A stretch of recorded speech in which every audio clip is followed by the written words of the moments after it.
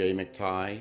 I'm an education author and consultant, and my main work is around understanding by design, which is a framework for curriculum planning, for assessment design, and ultimately for teaching, with the goal of teaching for understanding and transfer.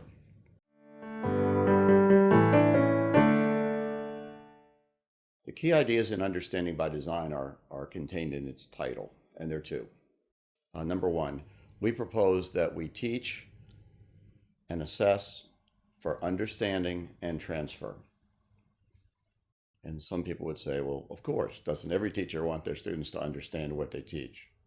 Well, perhaps, but the devil's in the details. To say we're committed to teaching for understanding raises an immediate question. What's worth understanding in all of the content that we could teach? And this is a challenge for teachers because every subject area has so much content. And there are also some things we value in school that transcend subject or discipline areas, like critical thinking, creativity, the ability to work with others. So the challenge of so much that we could teach is addressed in part by saying, but what's most worth understanding?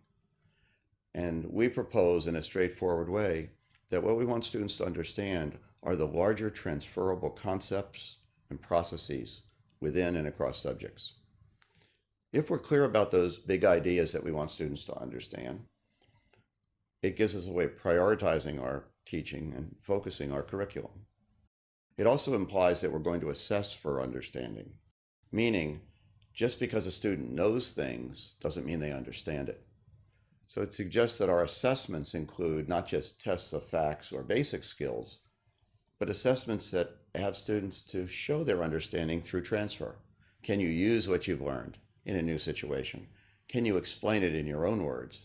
Can you teach it to someone else? So the first part of UbD is teaching and assessing for understanding, ultimately with the goal of having kids transfer their learning. And our curriculum planning is done accordingly. The second big idea in understanding by design is by design. And we refer to a process that we call it, quote, backward design, where we're planning backward from the end, and the end is understanding and transfer. Not covering content, not marching through textbooks, not doing fun activities only. We're teaching and assessing for understanding and transfer, and we plan backward for that. The idea of backward design or backward planning is certainly not new. We do it when we plan a vacation. We do it when we design a house. But in teaching, it's sometimes the case that teachers tend to get perhaps somewhat narrowly focused on all the material they have to cover or marching through a textbook. And that's not backward design. That's just covering things. So backward design is a way of thinking, a way of planning. And in UbD, we have a planning template that guides teachers in this process. Those are the two big ideas of understanding by design.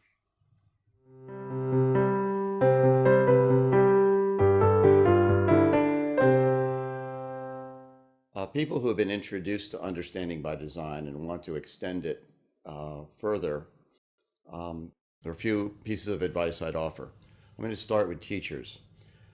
Understanding by design is, I believe, a rich and effective planning framework for planning from curriculum standards or national curriculum or achievement outcomes.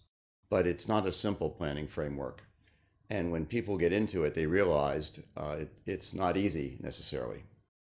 So my advice accordingly is for teachers to think big, start small, and go for an early win. And by that I mean, think big. If you like the Understanding by Design framework, think about maybe 2-3 years from now that you want most of your teaching planned in this way. But start small. This is hard to do. It's hard to do well. And so don't kill yourself. Start with maybe 1 or 2 units a year. If possible, work with a colleague or a team. Try your unit out, revise it based on how it works and what didn't work. And you will find that in so doing, you'll better understand the process. The next unit you develop will be easier. And over time, it will become a way of thinking. The go for the early win part of my advice is to suggest that as a teacher, don't pick your toughest unit or a brand new one you've never taught or one you really don't like. Pick your favorite, pick a unit that has really worked for you in the past. Use understanding by design to embellish and enhance it. That's an early win, and it's easier to build from that than trying to do too much too soon and just overwhelming yourself. Now, for school leaders, the same maxim applies. Think big.